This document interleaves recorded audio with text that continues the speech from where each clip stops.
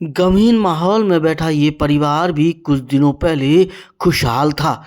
घर में बेटी की शादी थी। शादी की खुशियों में परिवार का हर एक सदस्य रमा हुआ था। घर में बेटे की शादी थी तो शादी की खुशियां भी दुगनी हो गई थी। लेकिन आज इस परिवार के हर एक सदस्य की आंखों से आंसू छलक रहा है, क्योंकि इस परिवार ने अपनी होनहार बेटी मिंकी को खो दिया है।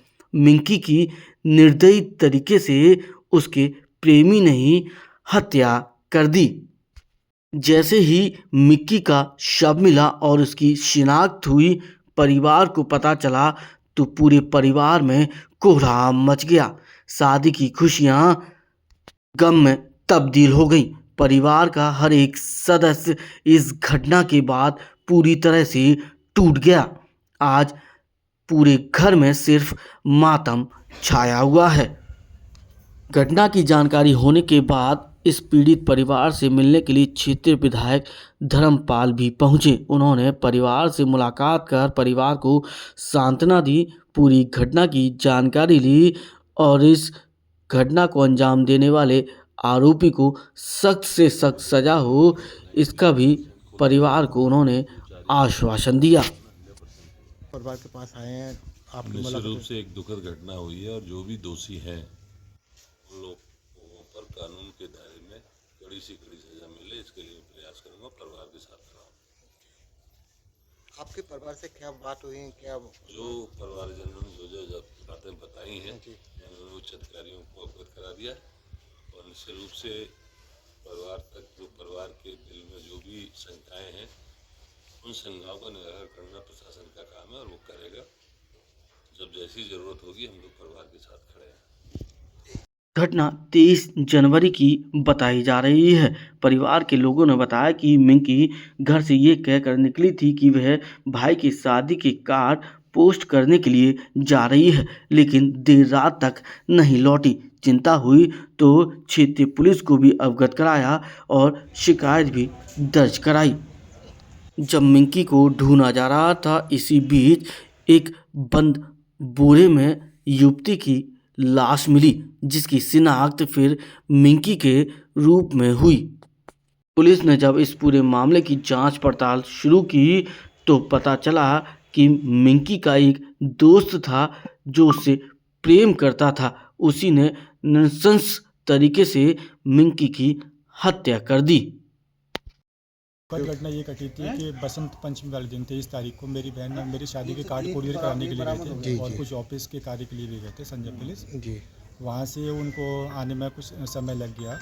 फिर रात को उनकी पूछताछ जांच की गई तो उन लोगों लापता थी, मिली नहीं। उनका फ़ोन भी स्विच ऑफ गया था। दूसरे दिन 24 तारीख को तांजमा थाना में शिकायत दर्ज कराई। फिर उन्होंने अपने एक लड़के को गिरफ्तार किया था जिसका नाम विनय सिंह था जी। और फिर उसके रात को ही 3-4 बजे उनकी डेड बॉडी बरामद हुई यमुना नदी के पास। सर सुना है कि मतलब नदी के नीचे मिली है कि पुल के ऊपर ही बॉडी मिली थी? पता नहीं है, ये हमको अब कंफर्म नहीं है। पुलिस का कहना ये है कि पुल के पास में ही मिली है, पुल के ऊपर ही मिली है। भैया आपकी सिस्टर कहीं जॉब वगैरह करती थी? हाँ, हमारी बहन जॉब करती थी, HR थे संजय पुलिस से कंपनी में। जी जी। ये लड़का कौन है जो इनकी कंपनी में ही काम ये करता रहा है? कंप्यूटर ऑपरेटर था, टांजमा कॉलोनी का निवासी था। जी। पुलिस प्रशासन से हमारी यही गुहार है कि जो जैसा हमारी बहन के साथ इस निर्दलीय ने किया है, ऐसा कभी किसी की बहन के साथ ना हो पाए। और पुलिस प्रशासन से और ऊपर CM योगी से हम यही गुजारिश करेंगे कि ऐसे बिरतुरियों लोगों को, ऐसे समाज से जो समाज में रहने के लायक ना हो, उनको ऐसे जगह पर रहने का कोई वो नहीं है, तो उनके घर पे बुलडोजर चलवाई जाए। अभी विधायक जी आपसे मिलके गए, विधायक जी से क्या आश्वासन दिया आपको? विधायक जी ने काफ़ी मदद की है, काफ़ी जगह बात भी की है और हमारे साथ हमेशा खड़े रहने के लिए हमको कहा और बुलडोजर चलवाने के लिए भी कहा है। ऐसे लोगों को मतलब समाज के साथ रहने का कोई वो नहीं है कि जो रहें तो उस पर बुलडोजर भी चलना चाहिए। ठीक। पुलिस ने जब इस पूरे मामले की जांच पड़ताल जोर शोर से शुरू की तो पुलिस मिंकी के ऑफिस पहुंची।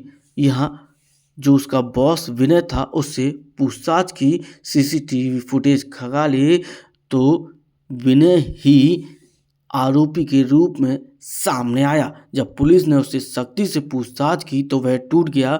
उसने बताया कि वह मिंकी से प्रेम करता था, उससे शादी करना चाहता था, लेकिन वह किसी और से बात करती थी। इसी बात को लेकर अक्सर झगड़ा होता था।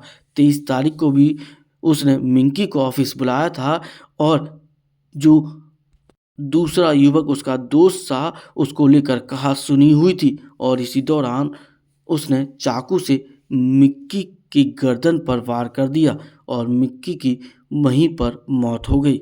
वह डर गया, इसलिए उसने मिंकी के सर को धड़ से अलग कर दिया और फिर शव को एक बोरे में बांधकर झरना नाला ले गया और वहां उसे ठिकाने लगा दिया। देखिए, दिनांक 24/1 की सुबह करीब 4 बजे स्थानीय पुलिस को एक सूचना मिली कि यमुना ब्रिज पर एक महिला का शव है। लोकल पुलिस जब वहां पर पहुंची तो वहां पर एक बोरे में महिला का शव मिला। तत्काल वो शव मॉर्चरी भेजा गया और मेरे द्वारा इसमें 5 टीमों को गठन किया गया जो इस शव की शिनाख्त करते हुए अग्रिम कार्रवाई करे।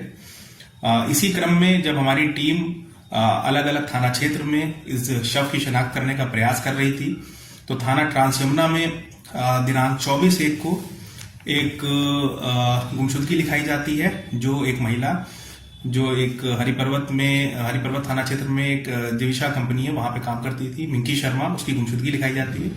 जब हम लोगों ने उसकी डिटेल में विस्तृत तरीके से जांच की तो ये पाई कि ये महिला पिछले दिन से अपने घर नहीं पहुंची है और जब उसके फोटो और बाकी चीजें हम लोगों को मिली और जब हम लोगों ने सारा उसका मूवमेंट चार्ट ट्रेस किया तो ये पाया कि जिस महिला का शव पिछले दिन एतमादौला थाने में मिला है वो शव इसी महिला मिंकी शर्मा का है।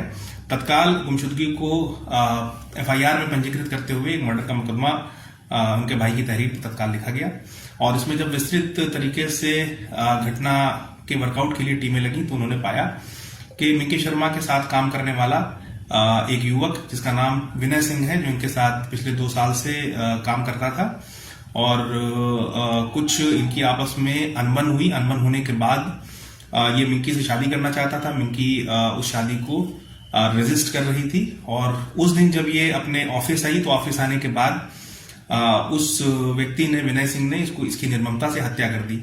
विनय सिंह से विस्तृत पूछताछ करने पे विनय सिंह ने अपना जुर्म इकबाल किया और जो चाकू जिससे उसने मिंकी की हत्या की उसकी बरामदगी हो गई है, स्कूटी की बरामदगी हो गई है, मिंकी के कपड़ों की बरामदगी हो गई। उनके घर वालों ने शव को पहचान लिया है।